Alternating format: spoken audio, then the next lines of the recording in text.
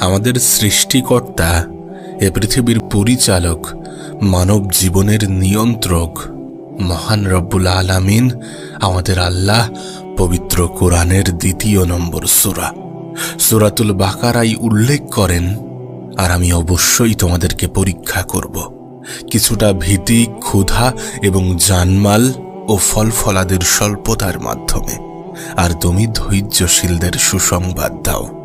আমাদের রব এই আয়াতটিতে খুব গুরুত্ব সহকারে, খুব জোর দিয়ে বলেছেন যে তিনি অবশ্যই আমাদেরকে পরীক্ষা করবেন। অর্থাৎ এই বিষয়ে কোনো সন্দেহ নেই যে তিনি আমাদেরকে পরীক্ষা করবেনই করবেন। তিনি আমাদের পরীক্ষা অবশ্যই নেবেন। এখন প্রশ্ন হচ্ছে কি দিয়ে? এই লিস্টের একদম সর্বপ্রথমে রয়েছে ভয়। হ্যাঁ, ভয়। এখন প্রশ্ন তোমার মনে আসতেই পারে যে ভয় দিয়ে কিভাবে পরীক্ষা করবেন। একটা উদাহরণ তোমাকে দিই।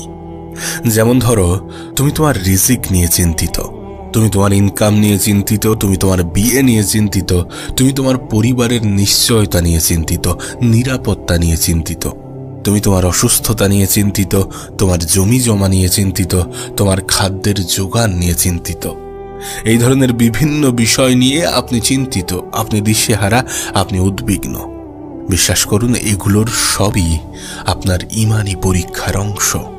এইগুলো থেকে আপনার মনে একটা ভয় কাজ করে যে যদি এটা না আসে, যদি এটা না হয়, যদি এমন কিছু ঘটে যায়, নেগেটিভ কিছু ঘটে যায়, এই ধরনের নানা ভয় আপনার জন্য পরীক্ষা ছাড়া কিছুই নয়।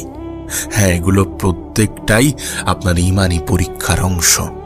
আপনার হয়তোবা মনে হতে পারে যে আমি যেখানে বসবাস করি সেই স্থান ছাড়া পৃথিবীর অন্য সকল স্থানে মানুষ অনেক ভালো আছে।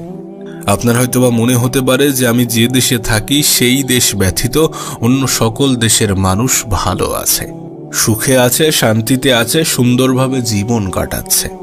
কিন্তু প্রকৃত অর্থে বাস্তবতা এমনটা নয়। এ পৃথিবীতে এমন কোনো দেশ নেই যে দেশের মানুষ